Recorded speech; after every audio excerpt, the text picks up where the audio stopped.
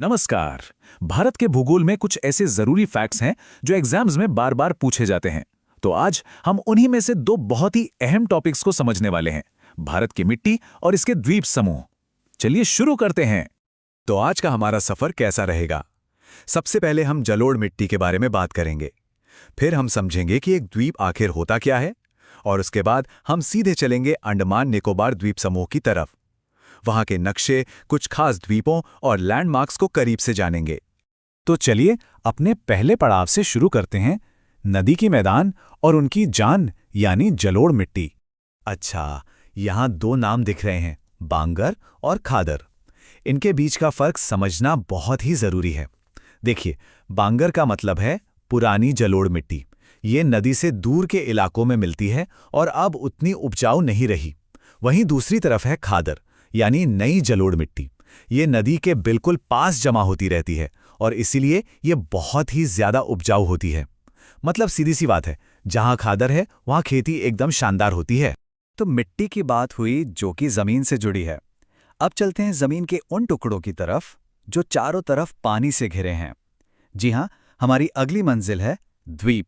तो आखिर ये द्वीप होता क्या है? परिभाषा बहुत ही आसान है। जमीन का कोई भी ऐसा टुकड़ा जो चारों तरफ से पानी से घिरा हो उसे द्वीप कहते हैं। और ये आपको कहीं भी मिल सकते हैं, बड़े बड़े महासागरों में, झीलों में और यहां तक के नदियों के बीच में भी। और ये तस्वीर देखिए, इससे ये कॉन्सेप्ट बिल्कुल साफ हो जाता है। एक जमीन का टुकड़ा और उसके चारों तरफ पानी, बस यही तो है एक द्वीप। और इसी परिभाषा के साथ हम भारत के सबसे मशहूर द्वीप समूह यानी अंडमान और निकोबार पर पहुंच चुके हैं। तो चलिए सबसे पहले इसके नक्शे पर एक नजर डालते हैं। इस नक्शे को जरा ध्यान से उत्तर से दक्षिण की ओर देखिए। म्यांमार के कोको द्वीप के ठीक नीचे है कोको स्ट्रेट, जो इसे अलग करता है, और फिर शुरू होता है हमारा अंडमान। सबसे ऊपर है लैंडफॉल द्वीप, फिर आता है उत्तरी अंडमान, फिर मध्य और फिर दक्षिणी अंडमान, और उसके भी दक्षिण में है लिटिल अंडमान। यहां पर अंडमान का हिस्सा खत्म होता है। कोई अंदाजा है कि इस पूरे समूह में कुल कितने द्वीप होंगे? 100, 200?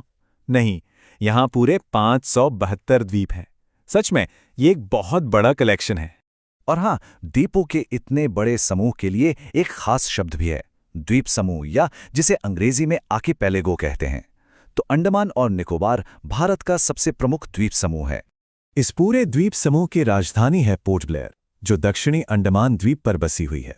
अब आते हैं एक बहुत ही महत्वपूर्ण भौगोलिक विभाजन पर।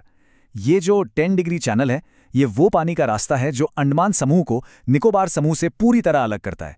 ये एग्जाम के लिहाज से एक की फैक्ट है, इसे जरूर याद रखिएगा।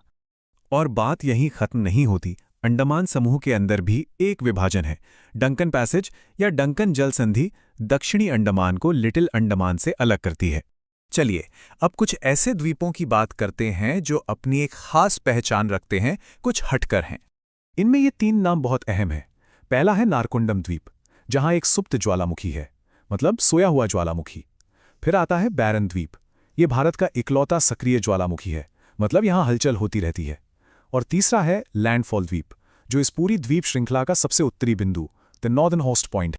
अच्छा, द्वीपों के बाद अब नजर डालते हैं यहाँ की सबसे ऊंची पर्वत चोटियों पर, और साथ ही कुछ उन द्वीपों पर जिनके नाम हाल ही में बदले गए हैं।